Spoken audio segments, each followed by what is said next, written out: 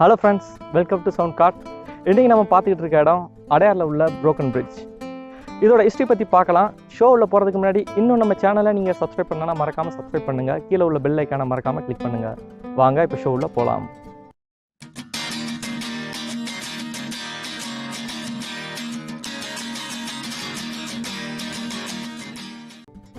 இந்த புரோக்கன் பிரிட்ஜுக்கு எப்படி போகிறதுன்னு பார்த்தோன்னா, பெசன்ட் நகர் பீச் ஓரத்தில் லெஃப்ட் சைடில் ஒரு சின்ன சந்து போகும்.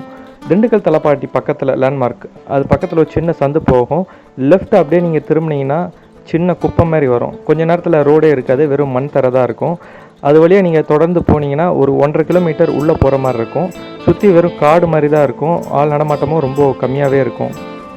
அப்படியே நேராக போனீங்கன்னா கொஞ்ச நேரத்தில் நம்ம புரோக்கன் பிரிட்ஜை வந்து சேரலாம்.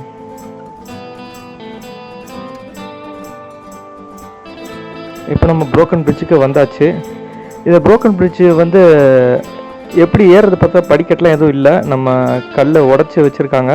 முதல்ல வந்து ஏறுற மாதிரி இருந்தது, இப்போது அது கிடையாது. நம்ம படிக்கட்டு எதுவும் இல்லாமல் நம்ம கல் வழியாக ஏறி தான் போகிற மாதிரி இருக்கும்.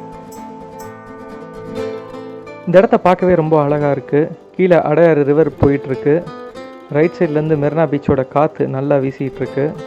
இருக்கிறவே ரொம்ப நல்லா இருக்குது. இந்த புரோக்கன் பிரிட்ஜோட ஹிஸ்ட்ரி என்னன்னு இப்போ பார்க்கலாம். இந்த பிரிட்ஜை 1967 கட்டினாங்க. 1977 வரைக்கும் இந்த பிரிட்ஜ் நல்லா ரன் ஆகிட்டு இருந்தது.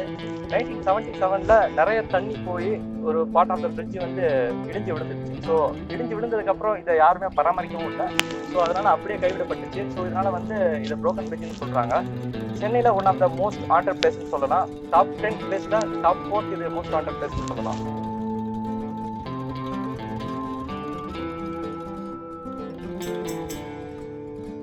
ஒரே பச்சை பசுமையாக இருக்குது. ரைட் சைடில் பார்த்தோன்னா மெரினா பீச் இருக்குது. அப்படியே லெஃப்ட் சைடில் பார்த்தோன்னா அடையாறு ரிவரை பார்க்கலாம்.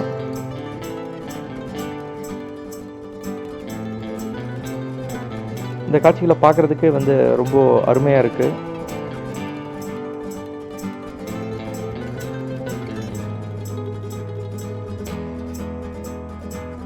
இந்த பிரிட்ஜை பார்த்தோன்னா பெசன்ட் நகர் எலியட் பீச்லேருந்து சாந்தோம் பீச்சை கனெக்ட் பண்ணுறதுக்காக இந்த பிரிட்ஜை கட்டினாங்க.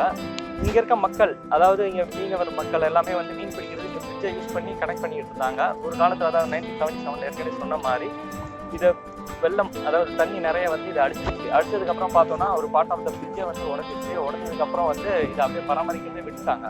ஸோ அதனால் வந்து இன்னும் இதை வந்து புரோக்கன் பிரிட்ஜ்னு சொல்லிட்டு இருக்காங்க. மற்றபடி பார்த்தோன்னா இது வந்து யூத்ஸ் சும்மா டைம் ஸ்பெண்ட் பண்ணுறது, இது போல் விஷயங்களுக்காக யூஸ் பண்ணிகிட்டு இருக்காங்க. வந்து ஷூட்டிங் ஸ்பாட்டாகவும் மாறிடுன்னு சொல்லலாம். நல்ல ஒரு ஹேங்கவுட் ஸ்பாட்னு சொல்லலாம். இப்போ நம்ம இங்கே பார்த்தோன்னா நம்மளுக்கு தெரியுதுங்க, கடலும் இந்த ஆறும் கலக்கிற இடத்த நம்ம பார்க்கலாம். பார்த்தோன்னா இந்த ஆறு வந்து இங்கேருந்து வர ஆறு வந்து அப்படியே கடலில் கலக்கு. இந்த இடத்துல 2015 டிசம்பர் அந்த வெள்ளம் வந்தப்போ கூட இங்கே நிறைய தண்ணி போச்சு.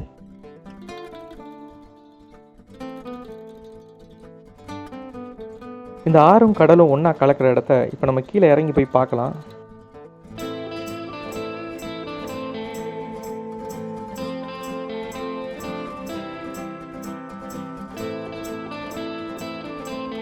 இதுதான் அந்த உடஞ்ச பாலம். பார்த்தீங்கன்னா இங்கே உடஞ்சது, அங்கே பார்த்தீங்கன்னா அங்கே பாதி இருக்குது, அதுக்கப்புறம் மீதி பாதியை காணோம். ஸோ வந்து உடஞ்சது, அதுக்கப்புறம் வந்து யாருமே அதை பராமரிக்கலன்னு சொல்லலாம்.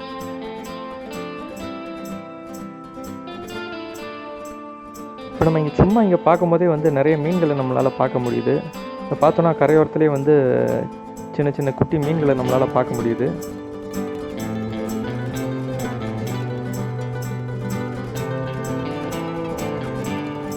மீனவர்கள் இந்த பகுதியில் கட்டுமரங்களை உபயோகப்படுத்தி மீன் பிடிப்பாங்க.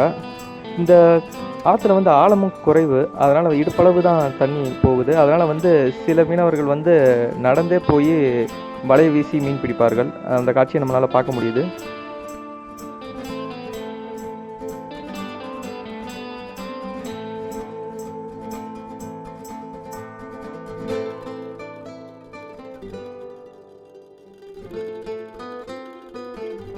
இந்த இடம் ஒரு ரெஸ்ட்ரிக்டட் பிளேஸ்.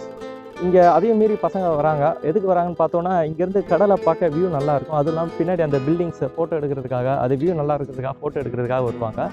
ஸோ அதுவும் இல்லாமல் இது ஒரு one of the most haunted place in சென்னைன்னு சொல்லலாம்.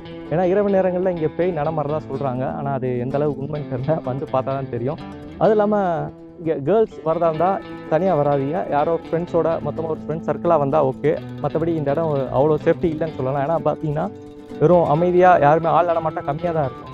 ஸோ அதனால் தனியாக வர்றது வந்து ரிஸ்க்குன்னே சொல்லலாம். ஃப்ரெண்ட்ஸோட டைம் ஸ்பெண்ட் பண்ணுறதுக்கு பர்ஃபெக்ட் பிளேஸ் இது. நீங்களும் ஃப்ரீ டைமில் வாங்க, வந்தீங்கன்னா உங்களுக்கு ரொம்ப பிடிக்கும், கண்டிப்பாக என்ஜாய் பண்ணுவீங்க.